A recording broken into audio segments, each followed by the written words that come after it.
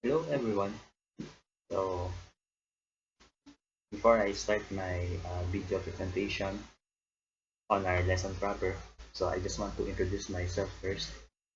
Um, my name is Jonathan Toledo and ako ay award bilang craftsman for several years, and I am also a licensed professional teacher. So the aim of this video is I want to share you a glimpse of my expertise that will help us all to be interested in learning the next level of your subject which you have taken, which is drafting technology.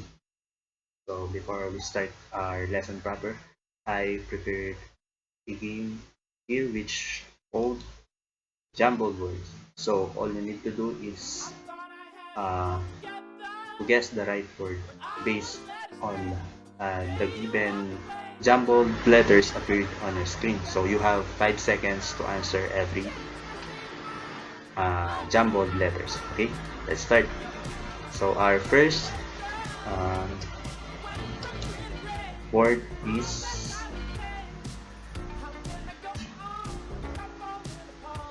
so time's up. The answer is computer. The next word is, so timer starts now. 2, 1. So time's up. The answer is software. So the next one is starts now. Time's up. The answer is hardware. Next word. Timer starts now. 3, 2, 1. Time's up. The answer is drawing. So next one is, okay, starts now. 2, 1, 0. The answer is drafting. You're correct. Next one is, timer starts now. So if you answer design, you are correct. So the next one is, timer starts now. Okay, time's up. If you answer command, you are correct. So the next one is 4, 3, 2, 1. So the answer is model. So I guess meron na lang tayong isang sasagutan. So this timer starts now. So the last word is technology. Okay, so that ends our game. So before I start my lesson proper, I just want to remind you that this video presentation is for the grade level of students who already have a prior knowledge in manual drafting. So kayong kumuha ng manual drafting, you already have, or you already learned all the concepts in making different drawing plans, and as a transition to the next level of learning, you are now ready to apply all the concepts you've learned in manual drafting into computer based. Okay, so these are the things that we expect to learn at the end of the semester. Number 1, learn how to use AutoCAD software properly. So you will learn all the commands on how to run AutoCAD. You will learn how to apply all the concepts you've learned in manual drafting by using the 2D and 3D capability of AutoCAD software. Number 2, you will know how to plot and print your drawings. So at the end of your working drawings, you will know how to fit all your drawings in different kind of paper size as your output final drawings. So those are the things that you are about to learn at the end of this semester. But for now, we will only discuss first all the things about AutoCAD. So its history and its importance up to this time, especially at this level of your educational learning. So let's know first the history of CAD. So I have a video presentation here that will give us an idea on where CAD, the word CAD started. So let's watch it first. Okay. CAD, Computer-Aided Design. It's the cornerstone for how we design and build things. But how did it come into being? What are the historical milestones that got us to this point? And where is it going next? To find out, we're going all the way back to the beginning of time. No, we don't need to go back that far. Let's start in 1861, France. French chemist Alphonse-Louis Poitevin discovers a process involving sunlight and a substance found in gum that allows original architectural drawings to be accurately reproduced. The process creates a negative copy, where black lines turn white and blank space turns blue, leaving users with a blue print. Je l'avais esprit. Suddenly, designs can be easily replicated and distributed, allowing everyone to work from the same design without fear of errors in reproduction. It's no small coincidence that the Second Great Industrial Revolution starts just a few years later.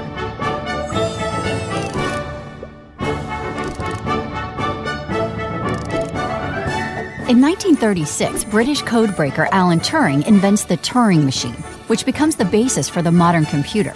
You're welcome. Through the late 40s and early 50s, mainframe computing is introduced and goes commercial.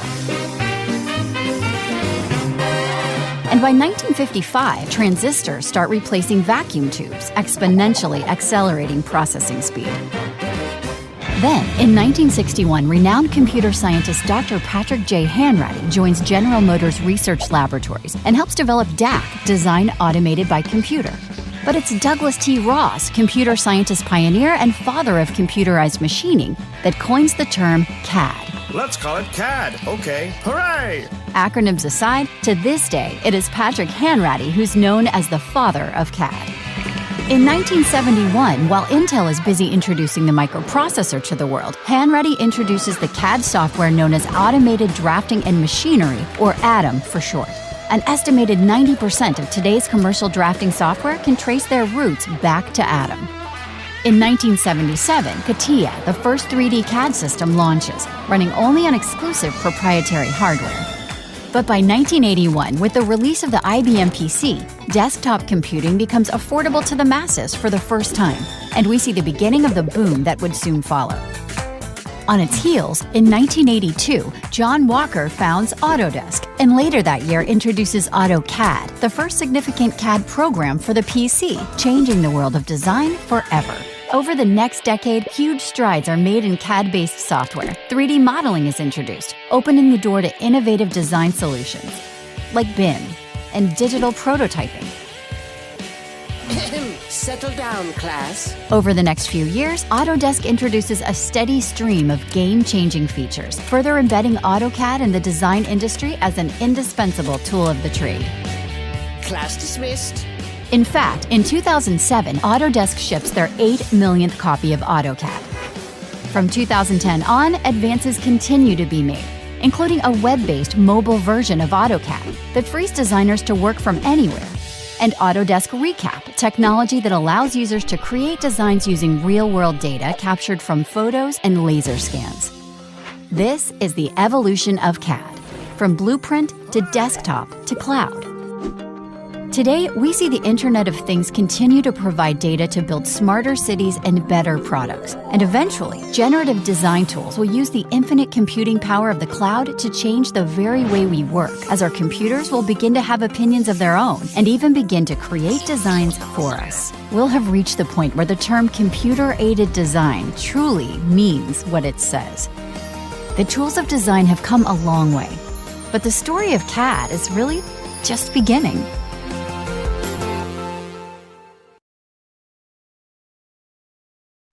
So that's it. That's the story of CAD. So based on the video that we've watched, CAD has undergone so many processes before it is perfectly refined or discovered and developed. So we saw that in 1820, blueprint is discovered, or blueprint was discovered, so that industries, different kind of industries, can reproduce drawing plans faster. So as the years goes by, computer was invented, and they came up the idea to incorporate manual drawings to computer-based drawings, which is the CAD software nowadays. So let's define first what the word CAD means. So computer aided design, CAD. So CAD is a software. So when we say hardware and software, hardware is the physical elements of a computer, while the software are the programs or apps that tells the hardware how to perform a task. So that's the difference between hardware and software, wherein CAD is a software. So in 1981, IBM released its PC machine. So ito na yung parang time na na-invento yung perfect PC machine, wherein pwede na sila mag-install ng different kind of software. So the next year, in 1982, there's a person named John Walker who is the co-founder of Autodesk, released the first AutoCAD software. So by the way, John Walker is a computer programmer. So ito na yung time na na-discover ni John Walker yung AutoCAD software, and develop ni John Walker yung AutoCAD software under ng Autodesk company. So what is AutoCAD software? It is computer-aided design software that architects, engineers, and construction professionals rely on to create precise 2D and 3D drawings. So this is the transition of AutoCAD software from 1982 up to now. So kung makikita nyo yung logo ng AutoCAD, so yan yung development niya or transition niya up to now. So from AutoCAD, just only a word logo, so nag-evolve siya into this. So by experience using AutoCAD software since 2011, kinuha ko yung course na AutoCAD sa MicroCAD. So I realized that each year na nagre-release sila ng version ng AutoCAD, hindi lang nila ini-incorporate yung name and year sa pangalan ng software nila, but each time they release a CAD software, there's a lot of feature added each year in every version that they release. So it's a big yes para sa ating mga draftsman yun, kasi each time na may bagong feature, mas napapadali yung pag-produce ng drawing, or mas napapabilis yung ating pag-produce ng output each time na may bago silang features. So talagang malaking tulong yung AutoCAD sa akin based on my experience up to now. So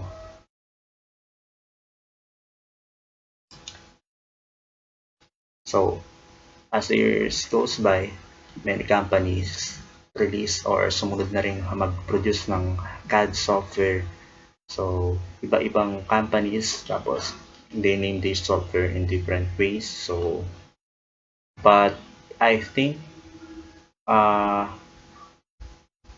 the top of this, AutoCAD pa rin yung number one CAD software or popular up to now or up to present, kasi sila yung parang pinaka founder or foundation ng AutoCAD, since they released the software in PC version since 1982.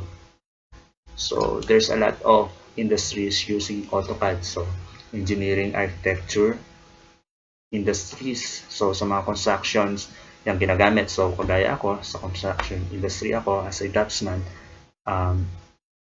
yan talaga yung software na ginagamit namin. So more on 2D drawings, lahat kami mga drawing plans na nare-release namin more on 2D, which AutoCAD software can can do.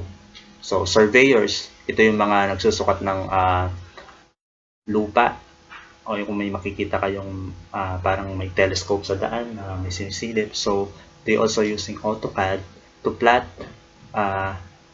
the land property na nasukatan nila. Kasi sa AutoCAD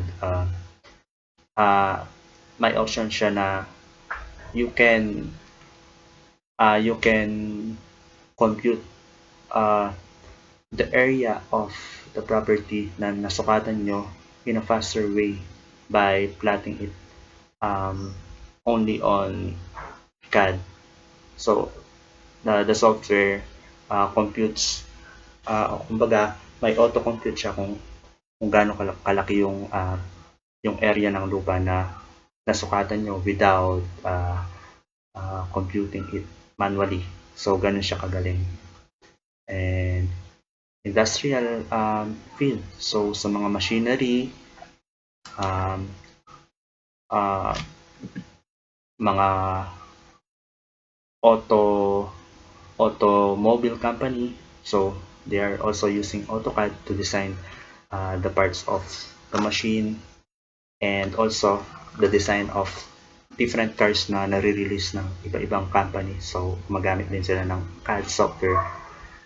At the same time, sa mga fashion industries, jewelry, or sa mga iba-ibang mga company na may logo design, so they are also using CAD.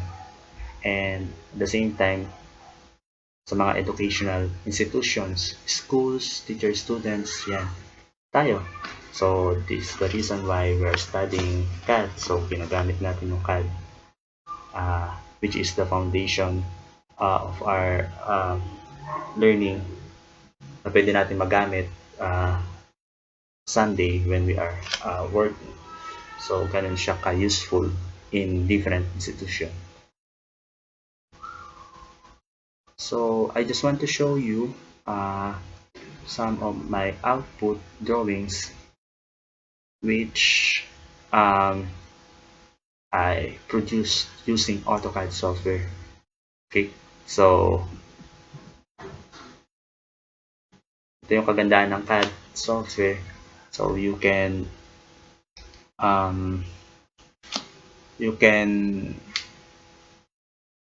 draw a plan easily.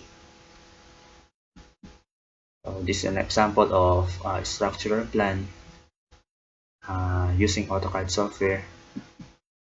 This is an example of electrical plan, power layout, lighting layout, convenience outlet layout using AutoCAD.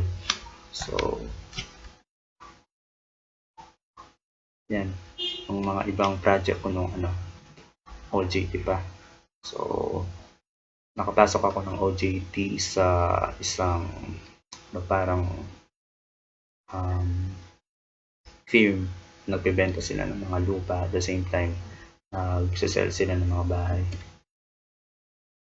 So yan yung mga sample na nagawa ko using AutoCAD software.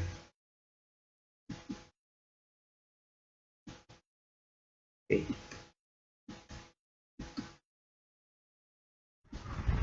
So at this time, you as learners who took drafting technology in the past grade level, so you already know all the concepts and discipline on how to make a drawing in a manual way. So ito yung unang-una kung paano gamitin lahat ng drawing tools in drafting, and kung paano alagaan or how to take care of them properly in order para magtagal yung mga gamit natin na ginagamit in drafting.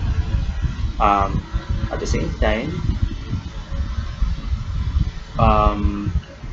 you already know the basics on how to draw a plan. Naintindihan nyo na or nakakabasa na kayo ng simple floor plan layout, diba?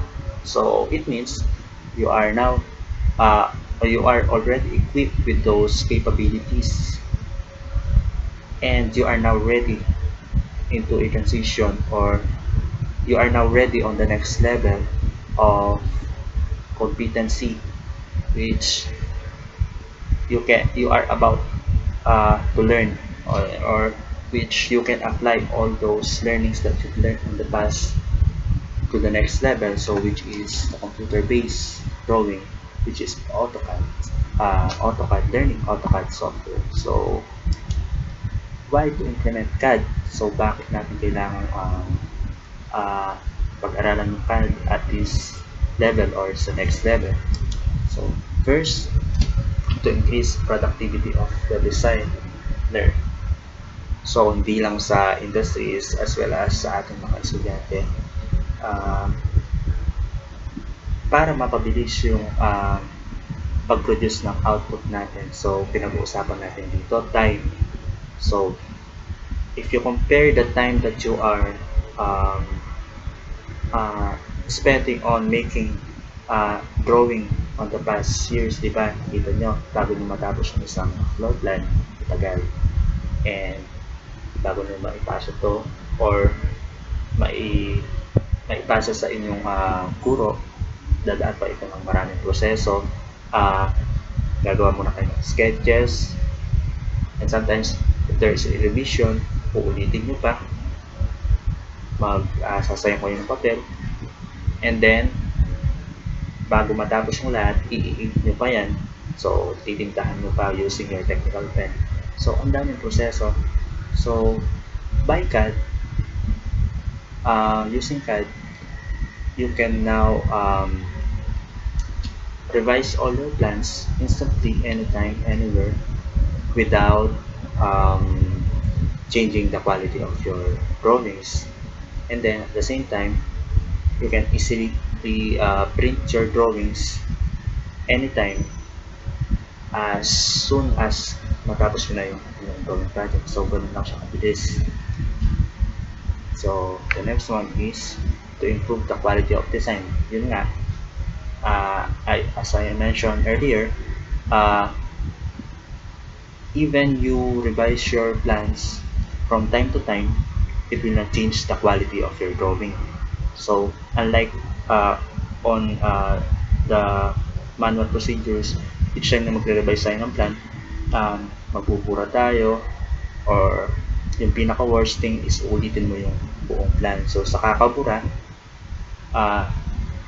may time na pwedeng masira yung buong drawing mo. So in AutoCAD, so anytime you are revising your plan, your drawing plan, so it will not change. Don't worry, it will not change the quality of your drawing or output drawing, even you revise it from time to time. So yung output drawing nyo ay ganun pa rin yung kalalabasan. And it will decrease the scrap rate. So as I mentioned, each time na nagkakamali tayo on manual drafting dati, so from time to time, hindi lang yung papel yung nasasayang, pati yung effort natin para ulitin yung buong drawing once na nagkamali ka lang in manual drafting. So unlike in using AutoCAD software, once you're about to revise your plan, you only need to edit it on your computer from time to time, and then when you are sure na perfect or okay na yung drawing plans mo and ready to submit to your professor or teacher, you only need to save it and print it anytime and anywhere. So without using a lot of paper, or yung effort mo sa pag-edit is hindi masasayang, because anytime pwede mo siyang ma-edit into your computer. In additional pala, AutoCAD can give us a convenience when it comes to our environment, working environment. So I mean, unlike compared to manual drafting, so before we start making drawings, so there's a lot of preparation